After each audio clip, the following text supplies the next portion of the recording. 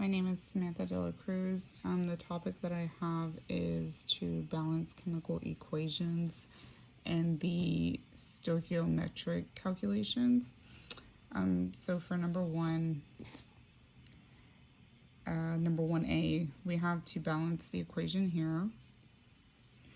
And what I usually have to do is divide the reactant and the product side, and then list how many of each of them do I have to be able to balance it out. That way I can just see everything that is available and see where I have to play with my numbers. So I'm going to start with the iron, and I do have 2 on this side, 3 oxygen, 1 carbon, 1 iron,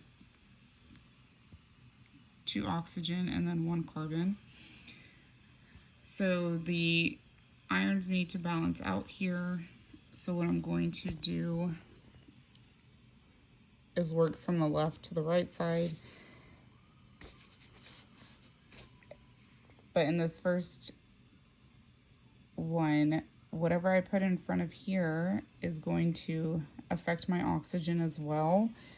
Unlike on the product side where the iron is just by itself and won't have any effect on any other molecule whenever I do put a number, a coefficient in the front.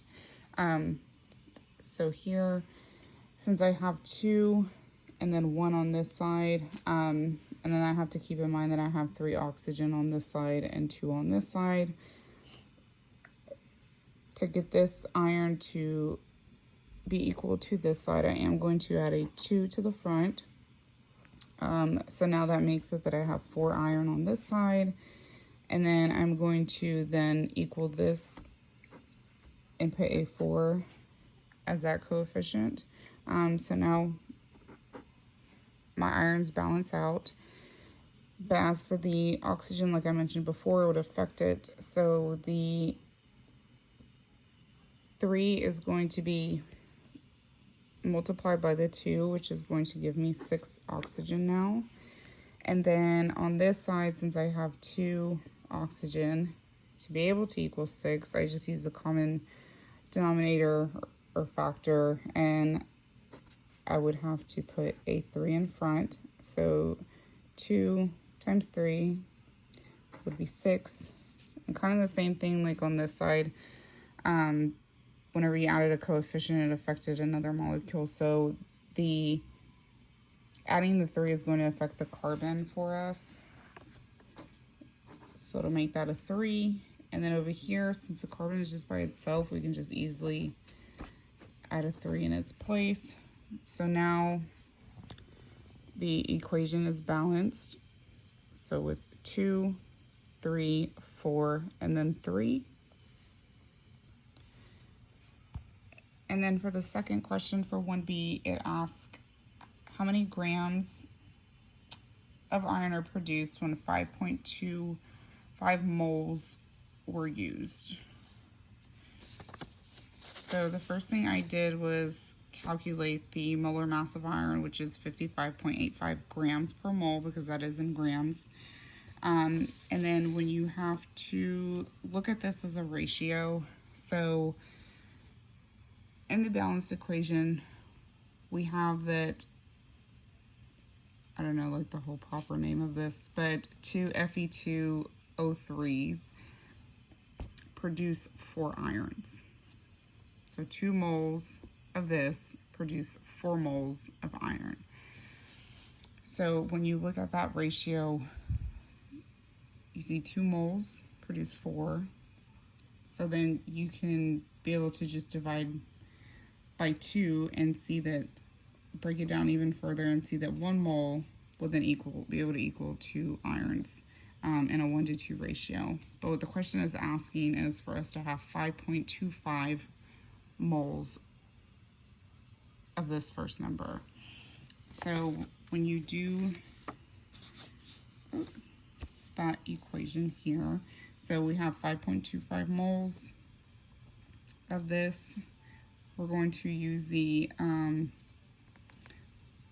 mole to mole ratio. So we have 4 moles of iron are produced from 2 moles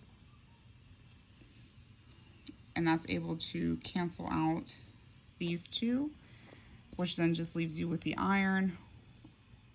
And the question, or the answer that you get is 10.5 moles of iron. In the question though, it did ask for grams, so what we're going to do is then convert the 10.5 moles of iron to grams of iron. So you're going to take 10.5 moles times the molar mass of iron, which was 55.85 grams per mole. This is going to cancel out your moles, leaves you with the grams, and then when you multiply, it gives you 586.43 grams of iron. And for the last part of question 1, so for 1C, it says how many moles of Fe2O3 are needed when 3.450 times 10 to the 24th power molecules of CO2 were obtained. So here we're going to have to use the Avogadro's number, which is 1 mole equals 6.022 times 10 to the 23rd molecules, 10 to the 23rd power molecules.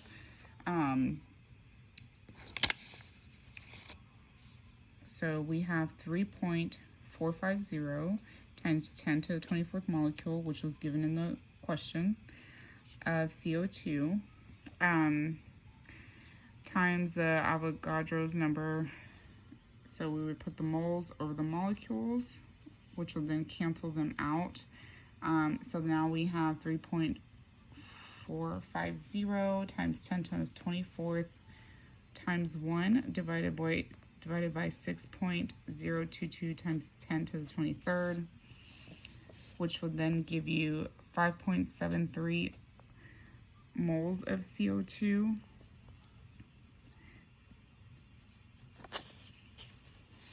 But we're looking for moles of Fe2O3.